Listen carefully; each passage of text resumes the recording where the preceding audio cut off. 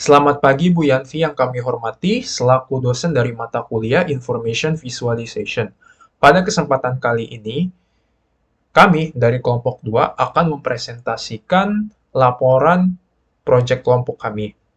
Sebelum memulainya, perkenalkan nama saya Ibrahim Tankaheng. Di sini ada Immanuel Okinuswantoro, Nadia Aurelia, Rainer Adrian, dan Tania Lesmana.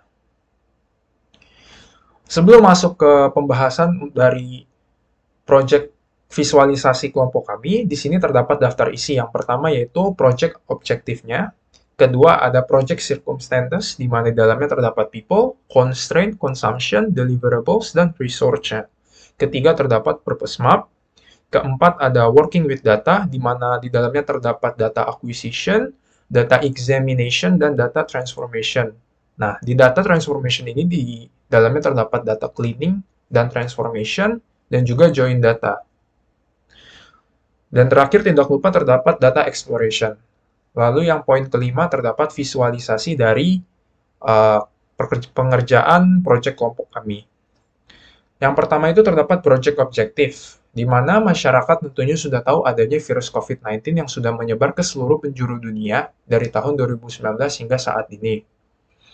Berbagai jenis obat telah dicoba untuk mencegah penularan virus ini. Salah satu cara yang dilakukan oleh pemerintah ialah melakukan vaksinisasi secara keseluruhan kepada warga masyarakat Indonesia. Di Indonesia sendiri, sampai sekarang pemerintah masih mencoba untuk menurunkan angka masyarakat yang terkena virus COVID-19. Pemerintah Indonesia sudah memberikan 3 tahapan vaksinisasi yang telah dilakukan di seluruh tempat dari wilayah Indonesia. Dengan adanya vaksinisasi tersebut, membuat imun tubuh menjadi lebih kuat sehingga dapat terhindar dari virus COVID-19.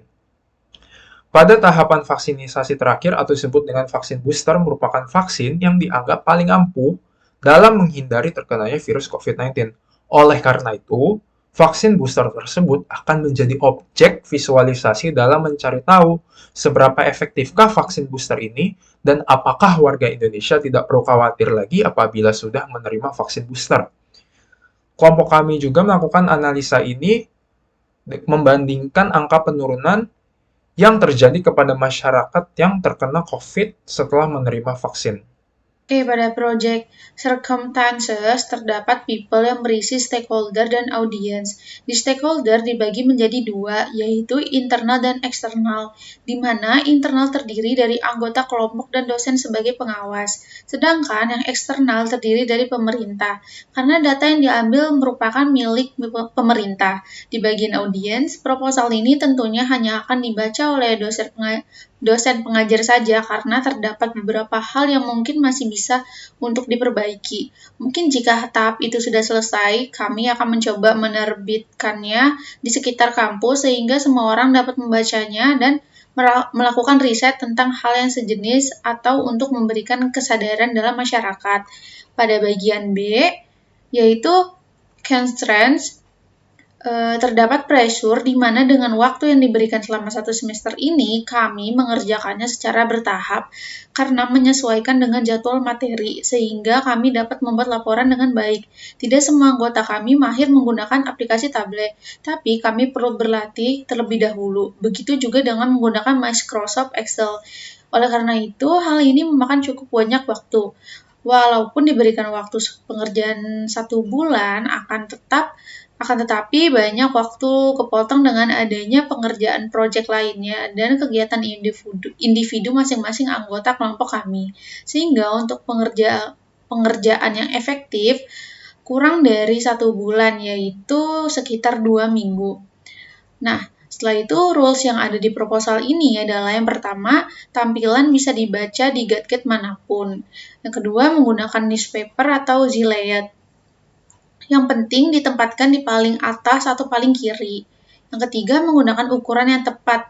Judul analisa harus lebih besar dari atribut data.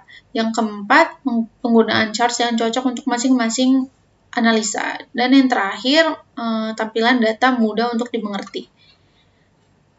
Setelah itu ada consumption. Yang pertama ada frekuensi. Data-data yang ada di proposal ini merupakan data-data penting yang masih sangat dibutuhkan hingga saat ini karena masih ada kasus-kasus terbaru terkait dengan COVID-19 hingga sekarang. Data-data yang ada merupakan data yang selalu diperbarui setiap harinya karena terdapat perbedaan angka kasus yang terjadi. Dengan hal ini akan mempermudah kita untuk mendapatkan perbandingan angka kasus yang terjadi di setiap hari. Pemakaian data ini sendiri akan berlangsung hingga tidak ada lagi kasus terbaru terkait dengan COVID-19. Yang kedua, ada setting. Dalam pengaturan data-data yang ada di proposal ini, kami melakukan penyisihan data terlebih dahulu dan mengatur data-data tersebut agar lebih rapi dan membuang data-data yang tidak diperlukan, sehingga data-data tersebut menjadi jelas dan sesuai serta mempermudah para pembaca untuk melihat dan membacanya. Setelah itu di bagian D, terdapat deliverable. Yang pertama yaitu ada quantity. Data-data yang ada pada proposal ini adalah data-data yang berkaitan dengan virus COVID-19 di Indonesia pada bulan Maret tahun 2020 hingga bulan Januari tahun 2023. Data-data yang ada berupa tanggal-tanggal yang berisikan keterangan seperti angka kasus baru dan total kasus, angka kematian dan totalnya, dan angka dari tahapan vaksinasi yang sedang berlangsung dari tahapan vaksin pertama hingga vaksin booster. Dengan adanya data tersebut, kita bisa mengetahui jumlah dari keseluruhan kasus COVID-19 di Indonesia selama 2 tahun belakangan ini, hingga banyaknya angka masyarakat yang telah melakukan vaksinasi dari tahapan pertama hingga vaksin booster. Setelah itu di bagian format, tampilan visual data yang disajikan berupa tampilan presentasi dan kertas F4 yang dimana akan dibagikan kepada peserta yang mengikuti presentasi. Untuk dokumentasi visual data bisa ditempatkan di forum dan untuk sesi rapat atau presentasi nantinya akan direkam dalam bentuk video yang nantinya akan dibagikan. Setelah itu di bagian resource, kita mempunyai skill yang pertama, mengambil hasil visual data sesuai dengan kemampuan klien. Bila ada permasalahan, kami akan dengan sabar melayani klien dengan baik dan skill berbicara di tempat umum ataupun di acara-acara yang membuat kami yakin dapat menyajikan presentasi yang baik dan memastikan informasi yang kami sampaikan akan berhasil tersampaikan kepada klien. Kami juga dapat menarik perhatian lawan bicara kami agar dapat tertarik dalam presentasi yang kami sampaikan. Kami juga dapat menggunakan Microsoft Excel dan Tableau sebagai program yang digunakan dalam memvisualisasikan data. Setelah itu, untuk teknologi, data dianalisa menggunakan Tableau untuk memvisualisasikan data agar hasil akhir data dapat dimengerti dengan baik. Tableau juga membuat workflow lebih cepat dikarenakan penggunaannya yang mudah, cepat, dan user-friendly. Untuk pembersihan data dan merestrukturisinya data, kami menggunakan Microsoft Excel. Baik, selanjutnya adalah purpose map. Di dalam purpose map ini dapat dilihat bahwa kami menempatkan beberapa grafik visualisasi data kami di tempat yang berbeda. Yang pertama itu di bagian explanatory dengan tone reading, terdapat grafik perbandingan new cases dengan new vaccinations. Alasan kami menempatkan grafik tersebut di sini itu adalah karena kami ingin memberikan key insight kepada viewer, yaitu sebagaimana signifikannya efisiensi pengaruh pemberian vaksinasi kepada masyarakat dengan penurunan angka kasus positif COVID-19. Selanjutnya, di kolom exhibitory, kami menempatkan grafik perbandingan new cases dengan new death di antara tone reading dan feeling karena selain menampilkan penurunan kasus dan angka kematian, di sini viewer dapat merasa lebih tenang karena melihat gambaran besar dari penurunan kasus COVID-19 yang signifikan. Kemudian, kolom exploratory, kami menempatkan grafik total, booster, dan total orang yang fully vaccinated dari hari ke hari, karena dengan grafik ini, viewer dapat melihat partisipasi dan kontribusi dari masyarakat yang semakin meningkat untuk melakukan vaksinasi, sehingga sangat membantu menurunkan angka kasus COVID-19 ini. Sekarang saya akan menjelaskan tentang working with data. Yang pertama itu ada data acquisition ya. Jadi kira-kira tuh datanya tuh kita mendapat dari mana.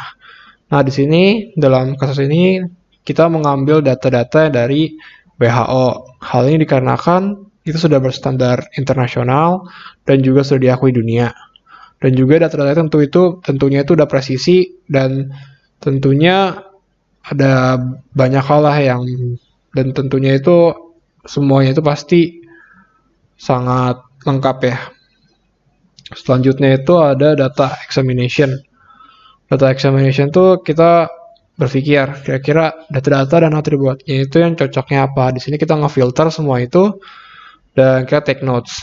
Nah, untuk kasus ini kita itu mengambil tema tentang kira-kira apakah kita masih perlu waspada dengan COVID-19 dan apakah kita masih perlu pakai masker.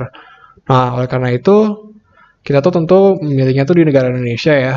Dan kedua memilih tanggal kasus yang COVID kasus orang-orang terkena COVID dan juga orang kasus yang meninggal karena COVID. Dan yang terakhir, data-data dari orang yang sudah tervaksin. Sekarang saya akan menjelaskan tentang data transformasi yang sekiranya kita gunakan dalam pembuatan visualisasi ini.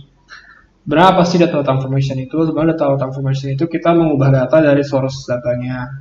Di sini saya mengambil data dari WHO ya. Dan awalnya itu untuk saya memilih data yang sekiranya penting. Dan di sini kan ternyata banyak banget atribut-atributnya nih, dan data-data itu ada dari Afghanistan dan negara-negara lain, dari hampir seluruh negara. Dan di sini karena kita membahas tentang di negara Indonesia, jadi kita itu mendelete semua negaranya dan mengambil hanya Indonesia saja. Yang kedua itu kami memilih atribut-atribut yang diperlukan. Di sini kan kalau kita lihat di kolomnya itu banyak banget yang nggak penting. Yang contohnya itu kayak ada data umur dan lain-lain. Dan di situ kita melihat yang kurang penting. Di sini kita sudah menjadikan ambil data yang penting. Dan yang ketiga itu di sini ada data-data banyak yang kosong nih di tabelnya. Di sini kita mengisi kekosongan tersebut dengan nilai 0 atau 0 ya. Nah, selanjutnya itu ada data exploration ya. Untuk data exploration sendiri itu kira-kira kita berpikir apakah dengan data-data yang kita sudah kita pilih itu sudah menjawab pertanyaan-pertanyaan dari sebelum-sebelumnya. Nah, di sini tentu kita memilih data-data yang semoga untuk menjawab pertanyaan-pertanyaan tersebut. Selanjutnya, saya akan menjelaskan tentang visualization. Di sini kami membuat visualization yang pertama itu berdasarkan grafik dari kolom data new cases, yang dimana di sini terdapat keselarasan dengan kolom dari new deaths. Di sini tuh kedua kolom ini mengalami peningkatan yang signifikan dari tahun 2020 ke tahun 2021, yang dimana tahun 2021 ini merupakan puncaknya di data 3.500 new cases. Lalu setelah mengalami peningkatan, akhirnya mengalami penurunan yang signifikan sampai tahun 2023. Di sini apabila kita lihat di grafiknya, kita kolomnya berdasarkan tahun, dan untuk row sendiri berdasarkan sum dari new cases dan sum dari new deaths. Untuk warnanya sendiri, warna kuning untuk new cases dan warna abu-abu untuk new deaths. Selanjutnya kami membuat visualisasi berdasarkan grafik dari kolom new cases, yang dimana sama dengan sebelumnya mengalami keselarasan dengan kolom new vaccinations. Sama juga dengan sebelumnya mengalami peningkatan dari tahun 2020 ke tahun 2021, dan di tahun 2021 ini merupakan puncaknya dengan data 3.500.000 new cases dan new vaccinations.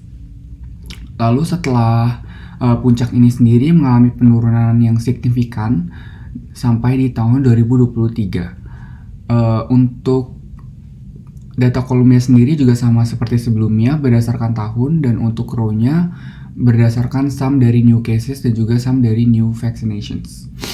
Untuk warnanya sendiri, warna kuning untuk new cases dan warna hijau untuk new vaccinations. Dan ada juga kami membuat visualisasi untuk menyatakan bahwa total booster dan total people fully vaccinated ini mengalami peningkatan secara signifikan dari hari ke hari. Di sini ada sum dari total booster, dan di sini ada sum dari total people fully vaccinated.